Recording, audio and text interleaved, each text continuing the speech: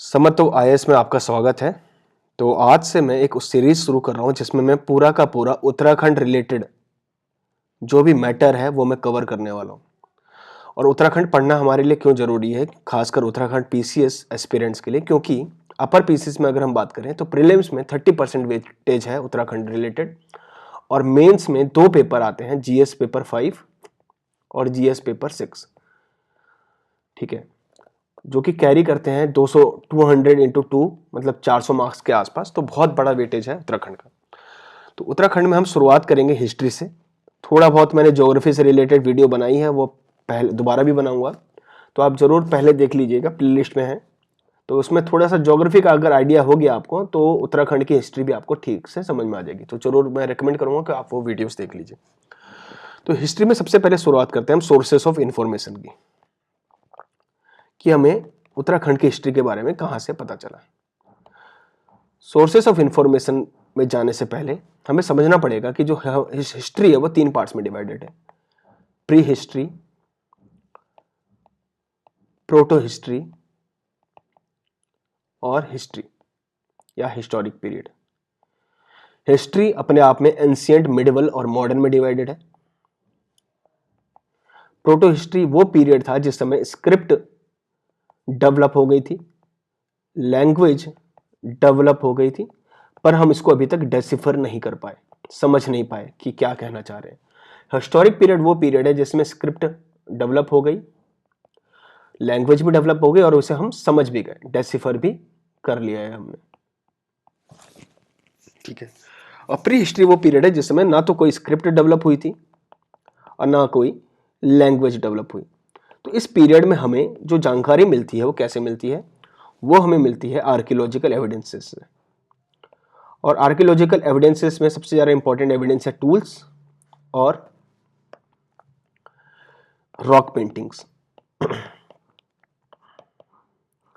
जहां तक रही बात प्रोटो हिस्ट्री की, तो प्रोटो हिस्ट्री में जो हमको जानकारी मिलती है खासकर उत्तराखंड से रिलेटेड, वो कप मार्क्स से मिलती है।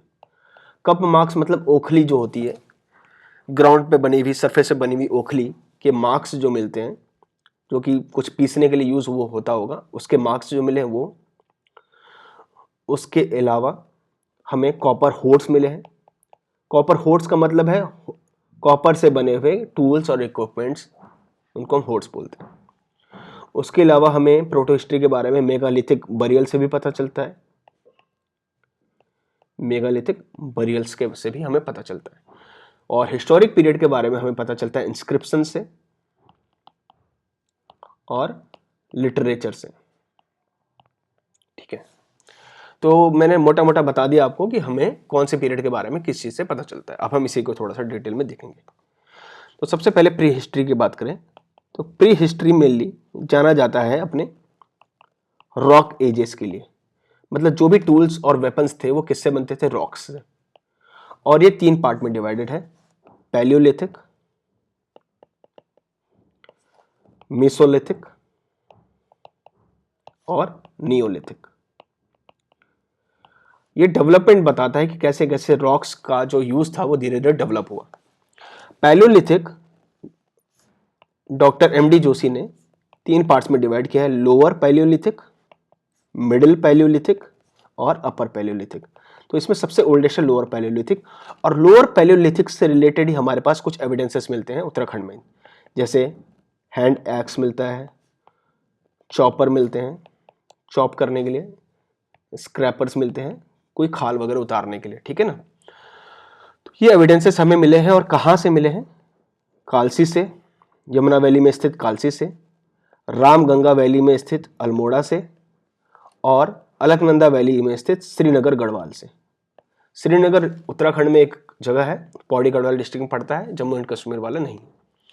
उसके अलावा रॉक पेंटिंग्स भी कुछ एविडेंसेस मिले हैं हमें उत्तराखंड से, ठीक है। तो इसमें सबसे इंपॉर्टेंट एविडेंस जो है वो लखू उदियार का है। लखू उदियार के बारे में अगर हम समझें तो ये सरयू नदी के किनारे स्थित है। कहां पर? अल्मोड़ा में, ठीक है। यहां पर ये डिपिक्ट करता है humans are dancing. What does it depict? It depicts dancing human beings. या तो वो अकेले डांस कर रहे हैं या फिर ग्रुप में डांस कर रहे हैं। जो कलर यूज हुआ है वो है ब्लैक, रेड और व्हाइट। ठीक है, मेनली ज्योमेट्रिकल एक्सप्रेशन और साथ ही साथ एनिमल्स को भी दर्शाया गया है। ज्योमेट्रिकल एक्सप्रेशंस थे, ठीक है, उसके अलावा एनिमल्स को भी दर्शाया गया है। ज्योमेट्रिकल एक्सप्रेशंस का मतलब आदमी को इस तरह से दिखाया गया होगा, कोई अलग से बढ़िया सा आदमी नहीं बनाया हुआ है, ठीक है, केवल ज्योमेट्री के हिसाब से दिखाया गया। तो ये कुछ इंपॉर्टेंट था नंबर 1 लखुदियार का। उसके अलावा अल्मोड़ा में ही हमें एक लेथाप में भी, अल्मोड़ा में स्थित लेथाप में भी हमें रॉक पेंटिंग्स मिली है। ठीक है, यहाँ पर क्या दर्शाया गया है, हंटिंग के सीन्स हैं, साथ ही साथ डांसिंग पीपल के भी सीन्स हैं। और कैसे डांस कर रहे हैं वो, बाय ज्वाइनिंग देयर हैंड्स, सबके हाथ जुड़े हुए हैं और वो डांस कर रहे हैं। ठीक है ना, हाथ जुड़े हुए हैं। ठीक है, तो इस तरह से दर्शाया हुआ है।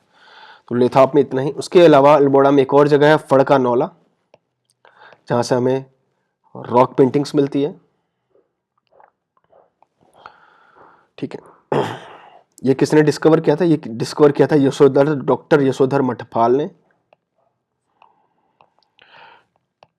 1985 में। उसके अलावा पेटसाल एक जगह है अल्मोड़ा में, यहां पर भी, इसको भी डॉक्टर यशोधर मठपाल ने ही डिस्कवर किया था। यहां पर पेंटिंग्स दिखाती है कि ग्रुप ऑफ पीपल दिखाती है।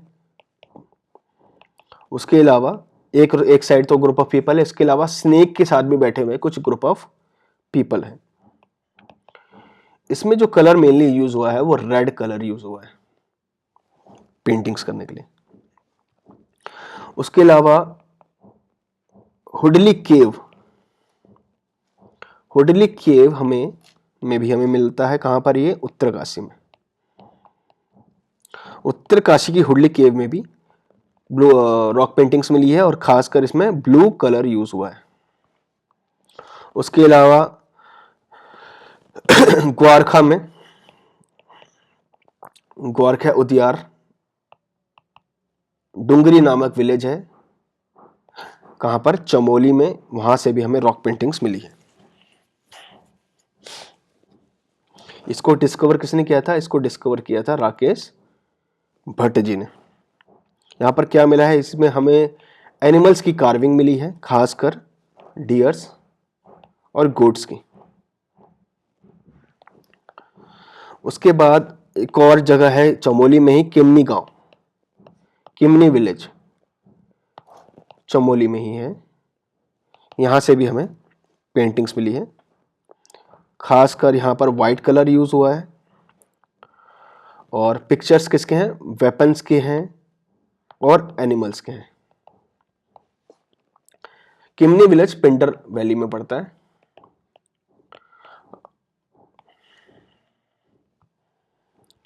और ये अलकनंदा वैली में, जो ग्वारखा उदियार है ये अलकनंदा वैली में। ठीक है, तो ये तो था हम प्री हिस्टोरिक पीरियड के बारे में। अब हम आगे चलते हैं, प्रोटो हिस्टोरिक के बारे में पढ़ते हैं। प्रोटो हिस्टोरिक में सबसे पहले हम कप मार्क्स के बारे में बात कर लेते हैं।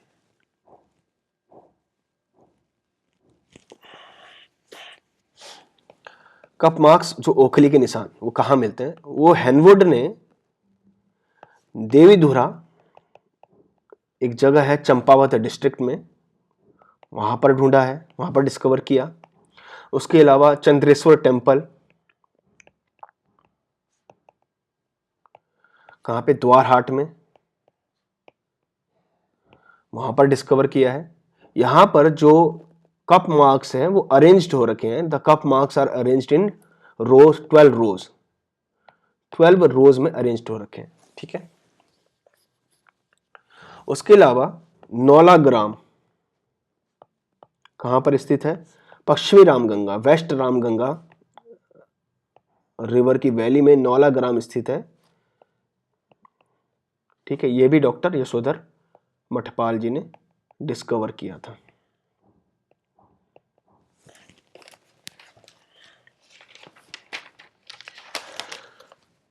उसके बाद आते हैं हम कॉपर होर्ड्स में। ये भी हमें उत्तराखंड में मिले हैं, कॉपर होर्ड्स। ठीक है, होर्ड्स का मतलब होता है वही इंप्लीमेंट्स, जैसे वेपन्स हो गए, टूल्स हो गए, यूटेंसिल्स हो गए, ठीक है ना, इन्हीं को कॉपर होर्ड्स बोलते हैं, जो कॉपर से बने हुए। तो हरिद्वार में एक जगह है बहादुराबाद, स्पेलिंग से लिख लेता हूं अगर आप लोग नोट्स बना रहे हो तो। बहादुराबाद, यहां पर हमें मिलता है भाला, स्पीयर्स, कॉपर से बने हुए, रिंग्स और बैंगल्स मिलते हैं। उसके अलावा कॉपर मेड ह्यूमन फिगरिंग हमें मिला है, copper made human figurine. Figurine मतलब होता है एक छोटी सी मूर्ति जो कि कॉपर से मोल्डेड हो या कास्टेड हो, ठीक है ना। वो 1986 में डिस्कवर की गई थी एक अल्मोड़ा में,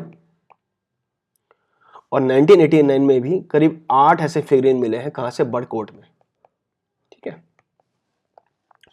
तो ये तो था कॉपर होर्ड्स के बारे में। उसके अलावा मेगालिथिक बरियल्स भी है, जो कि हमें मिलता है मलारी गांव से,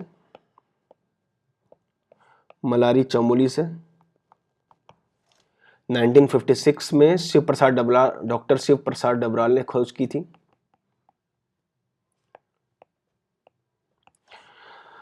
मलारी एक जगह है चमोली में जहां पर एक मारछा ट्राइब, जो कि भोटिया की सब ट्राइब है। भोटिया एक ऐसा टर्म है जो अंग्रेजों ने दिया था, भोटिया लोग खुद को भोटिया नहीं बोलते।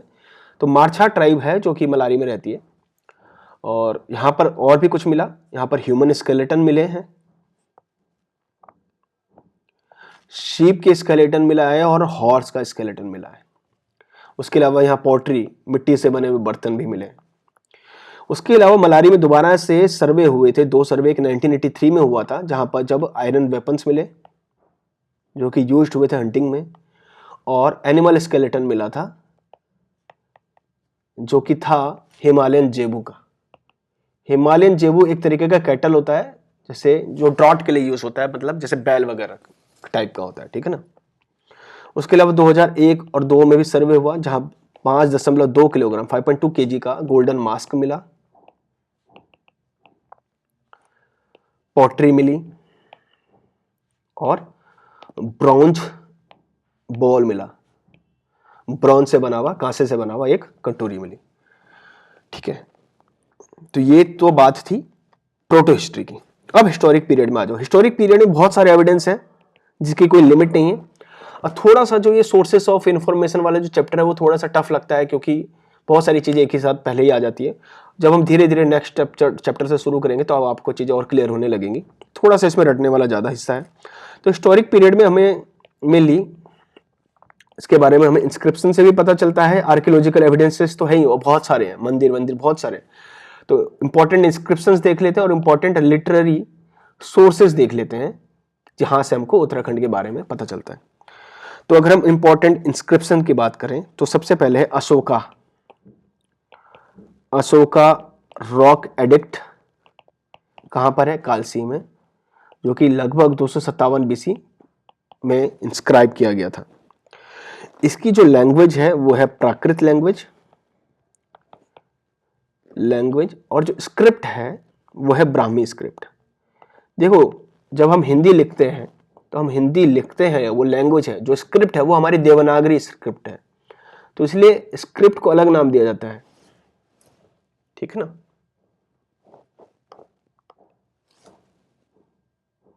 अशोका क्या बताता है? अशोका ने बताया है कि मॉरल और स्पिरिचुअल अपलिफ्टमेंट के बारे में लिखा है अपनी जनता के। साथ ही साथ उसने बोला है कि भाई नॉन वायलेंस के बारे में बात करिए और किसी भी प्रकार की जंग ना हो, मतलब वॉरफेयर अबंडनमेंट की बात करिए। वॉरफेयर को पूरी तरह से अबंडन कर दिया है, उसके बारे में बात करिए, ठीक है। उसके अलावा इस स्क्रिप्ट में जो एरिया है, कालसी वाला एरिया जो है, उस रीजन को बोला गया है अपरांत। क्या बोला गया है? अपरांत। और यहां पर रहने वाले जो लोग हैं, पीपल हैं, उनको क्या बोला गया? पुलिंद बोला गया। क्या बोला गया? पुलिंद। ये जो रॉक इंडेक्स था वो किसने? जॉन फॉरेस्ट ने 1860 में डिस्कवर किया था। उसके अलावा और भी इंस्क्रिप्शन है, जैसे कि जगत राम फायर ऑल्टर्स। ये क्या होते हैं? ये हवन कुंड होते हैं। हवन कुंड, जगत राम में हवन कुंड मिला, जो कि टी.एन. रामचंद्रन ने 1952-54 में डिस्कवर किया था। वो इतना इंपॉर्टेंट नहीं है, इतना फैक्ट्स भी याद रखने नहीं है भाई, उतने ही रखने हैं याद जितना हम याद रख सके, उतना ही पढ़ना है जितना हम याद रख सके। तो यहां पर 3 ईगल शेप्ड, 3 ईगल शेप्ड हमें हवन कुंड मिले हैं, फायर ऑल्टर्स मिले हैं, ठीक है। और इनकी जो ब्रिक्स है उसमें इंस्क्रिप्शन हो रखा है, इंस्क्रिप्शन मिले हैं जो कि संस्कृत लैंग्वेज में थे। और स्क्रिप्ट कौन सी थी? ब्राह्मी स्क्रिप्ट, ठीक है। यही इसी इंस्क्रिप्शन में हमें शील वर्मन के बारे में पता चलता है, ठीक है। और यह पता चलता है कि शील वर्मन ने अश्वमेध यज्ञ कराया था, अश्वमेध यज्ञ कराया था, ठीक है ना। तीसरा हमें मिलता है एक फ्रेगमेंटेड इंस्क्रिप्शन मिलता है। फ्रेगमेंटेड मतलब जो इंस्क्रिप्शन जो भी रहा होगा वो इरोजन की वजह से कंप्लीट नहीं, कॉन्टिन्यूस नहीं है। कहां पर मिलता है? चागलेस में, लाखामंडल में हमें मिलता है। और ये चागलेस डायनेस्टी को दर्शाता है कि यहां पर कभी चागलेस डायनेस्टी रूल करती थी। यही लाखामंडल में हमें राजकुमारी या प्रिंसेस ईश्वरा का, कुछ सही से लिखता हूं कुछ फैक्ट्स, जो प्रिंसेस ईश्वरा का एक इंस्क्रिप्शन भी मिलता है, जो कि एक तरह से प्रशस्ति है। जैसे एक प्रयाग प्रशस्ति है जिसमें समुद्रगुप्त की तारीफ की गई है, उसी तरह इसको प्रशस्ति वो बोलते हैं जिसमें किसी की तारीफ लिखी हो, खासकर राजा, राजकुमार, राजकुमारी की। तो इस प्रिंसेस ईश्वरा की एक प्रशस्ति मिली है यही लाखामंडल में, जो कि और दर्शाता है कि यादव डायनेस्टी से ये ताल्लुक रखती थी, ठीक है। तो ये है एक और इंस्क्रिप्शन। उसके अलावा कुछ ट्राइडेंट आर्टिकल्स या ट्राइडेंट इंस्क्रिप्शन में मिले हैं, मतलब त्रिशूल अभिलेख, त्रिशूल में लिखे हुए कुछ इंस्क्रिप्शन है। जैसे गोपेश्वर में हमें ट्राइडेंट इंस्क्रिप्शन मिलते हैं, जिसमें गणपति नाग के बारे में पता चलता है। उसके अलावा नाग डायनेस्टी के 4 रूलर्स के बारे में भी हमें पता चलता है। नाग डायनेस्टी के 4 रूलर्स के बारे में, क्या नाम है उनका? स्कंद नाग, विभु नाग, अंशु नाग और गणपति नाग, ठीक है ना। और ये इंस्क्रिप्शन किसने लिखवाया था? गणपति नाग ने लिखवाया था, ठीक है ना, करवाया था। इसी में हमें 1191 में अशोक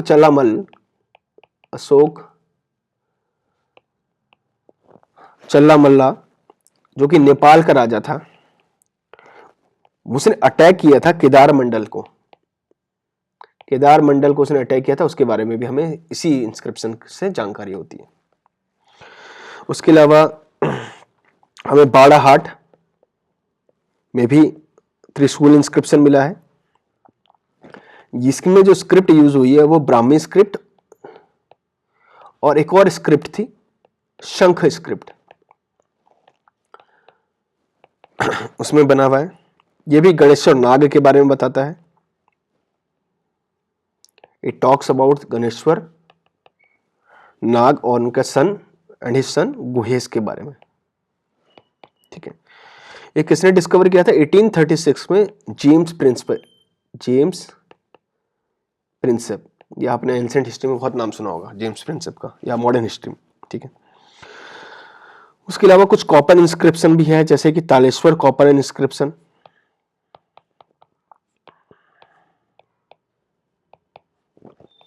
ये बताता है कि हर्षवर्धन के बाद, हर्षवर्धन यानी वर्धन डायनेस्टी के बाद पर्वतार किंगडम एग्जिस्टेंस में आया। पर्वताकार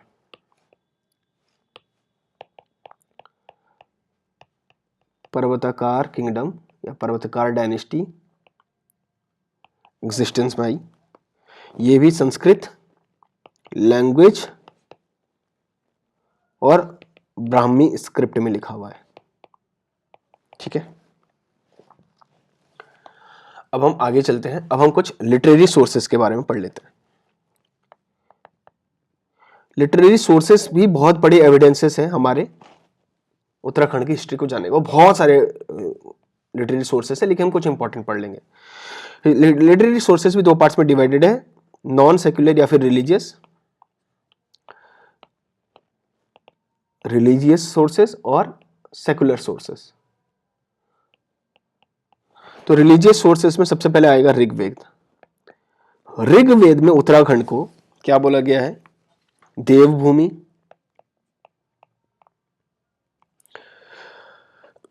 मनीषियों की पूर्ण भूमि,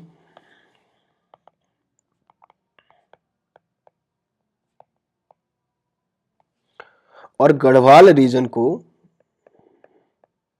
हेमवत करके प्रोनाउंस किया गया है। ठीक है, उसके अलावा स्कंद पुराण,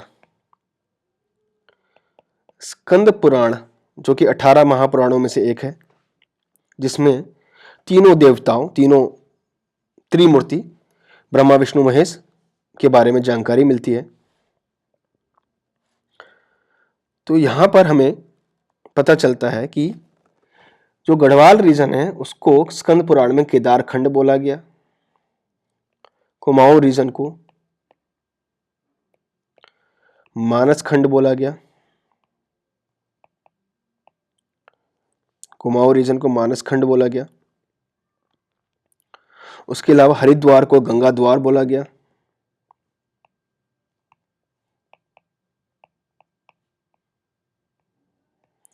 टोंस नदी के बारे में है जिसको तमसा बोला गया है। हिमालय को श्वेत पर्वत बोला गया।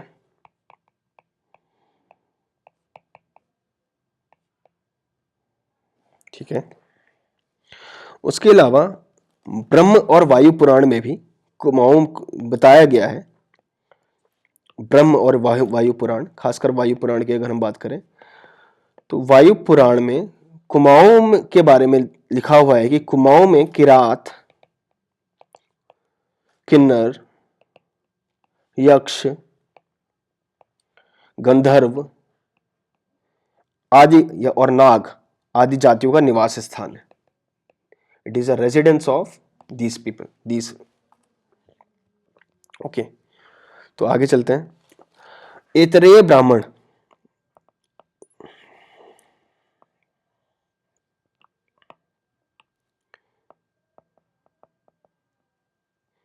ऐतरेय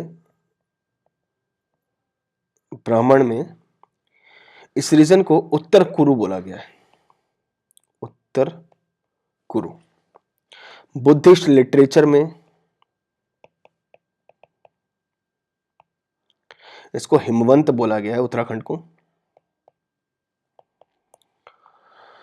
उसके अलावा रामायण में भी बहुत से रीजन का उल्लेख है। यहां पर माना जाता है कि बिसौन पर्वत है। बिसौन पर्वत में स्थित वशिष्ठ गुफा है। वशिष्ठ कौन थे? जो कि राम जी और लक्ष्मण जी के गुरु थे। ठीक है, महाभारत में तो बहुत ही बार मेंशन्ड है। महाभारत का एक चैप्टर है जिसको हम वन पर्व के नाम से जानते हैं। उसमें बोला गया है कि जो लोमस ऋषि थे, लोमस ऋषि के साथ ही पांडव्स ने पूरा उत्तराखंड का भ्रमण करते हुए स्वर्गारोहणी तक गए और स्वर्ग के लिए प्रस्थान किया। ठीक है, महाभारत में कुनिंद के बारे में हमें पता चलता है, जिनको द्विज श्रेष्ठ बोला गया है। द्विज श्रेष्ठ, ठीक है ना।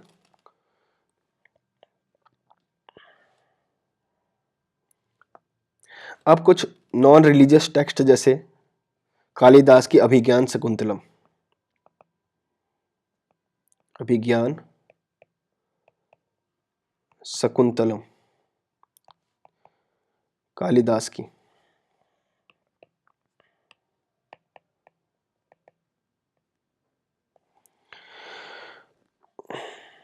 तो अभिज्ञान शकुंतलम कहाँ के बारे में बताती है? कण्व आश्रम के बारे में, जो कि पौड़ी गढ़वाल में जगह है एक कण्व आश्रम, ठीक है ना, जो कि किस नदी के किनारे है? रिवर मालिनी नदी के किनारे, मालिनी नदी के किनारे कण्व आश्रम है पौड़ी डिस्ट्रिक्ट में। यहीं पर ही अभिज्ञान शकुंतलम में ही बताया गया कि किंग दुष्यंत जो है ही fell in love with Shakuntala, और उनका बच्चा भी एक होता है जिसको भरत जाना गया, और आगे चल के भारत का नाम इसी भरत से पड़ा है, ठीक है। उसके अलावा अष्टध्यायी में भी कुनिंद के बारे में लिखा हुआ है, ठीक है। कुनिंद कौन थे, क्या थे, हम आगे जरूर पढ़ेंगे, ठीक है ना। तो ये सब थे। उसके अलावा राज तरंगिनी, ये क्या हो रहा है? उसके अलावा राज तरंगिनी, TARANGINI, राज तरंगिनी में भी 8th सेंचुरी के में ये बताया गया है कि जो ललितादित्य था, जो कि कहाँ का राजा था? कश्मीर का। राज तरंगिनी कलह ने लिखी थी कश्मीर के राजाओं के ऊपर, और इसने ये बोला कश्मीर का एक राजा था ललितादित्य मुक्तपीड़, ललितादित्य मुक्तपीड़ एक राजा था जिसने अटैक किया था केदार मंडल में। उसके अलावा कुछ फॉरेन ट्रेवलॉग्स भी हैं, ठीक है, फॉरेनर्स के बारे में। ये क्या हो रहा है नीचे, थोड़ा यहीं लिख देता हूं, जिसमें हुएन सेंग एक चाइनीज ट्रेवलर थे, चाइनीज बुद्धिस्ट मॉन्क थे। उन्होंने अपनी बुक CU की में बहुत सारे रीजन के बारे में बताया है उत्तराखंड से रिलेटेड, जैसे गोविषाण जो कि काशीपुर को बोला जाता है, शत्रुघ्न के बारे में बताया है उसने, हरिद्वार को उसने मोयूलो करके प्रोनाउंस किया है। तो ह्यूएन सेंग भी एक लिटरेरी सोर्सेस रहा। तो फिलहाल के लिए इतना ही, थोड़ा सा आपको टफ लगेगा, लेकिन सोर्सेज में इससे ज़्यादा पढ़ने की आवश्यकता नहीं है जितना मैंने पढ़ाया, ठीक है ना। जब हम आगे हिस्ट्री पढ़ेंगे तो हम बाकी सोर्सेज भी समझ ही लेंगे, ठीक है ना, कि किरात के बारे में हमें कैसे पता चला, कोल के बारे में, और जितनी भी डायनेस्टी है उनके बारे में हमें कैसे पता चलता है, वो हम साथ साथ सोर्सेस करते रहेंगे। पर अगर कभी सिर्फ सोर्सेज से रिलेटेड क्वेश्चन आ जाए, या कुछ ये सब बहुत आते हैं, उससे रिलेटेड कुछ क्वेश्चन आ जाए कि ऋग्वेद में क्या बोला गया उत्तराखंड को, स्कंद पुराण में गढ़वाल रीजन को क्या बोला गया, तो ये सिंपल क्वेश्चन आते हैं, कुमाऊं को क्या बोला गया, तो यही सब हम पढ़ के कंप्लीट कर लेंगे, ठीक है। फिर अगले लेक्चर में मिलते हैं। अगर आपको वीडियो सही लगी तो जरूर कमेंट करें, नहीं लगी तो भी कमेंट करें, ताकि मैं आगे और इम्प्रूव कर सकूं। All the best, thank you.